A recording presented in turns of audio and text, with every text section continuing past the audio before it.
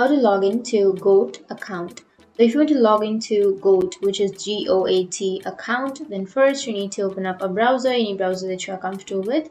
And I'm here with Chrome browser.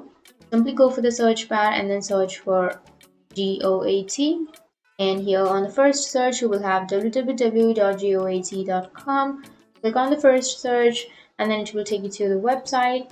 And now to sign into your account or log into your account, you need to go for account option, which is on the upper right. Click on that and go for login. And here to log into your account, you need to first enter your email or your username. So here I'll be choosing the username, and then you need to enter the password on the next blank. But if you don't remember your password, if you forgot your password, then go for forgot, which is on the right side, so that you can reset or recover your password. But if you remember, then enter your password and then click on login. And once you click on login, it will log you into your account.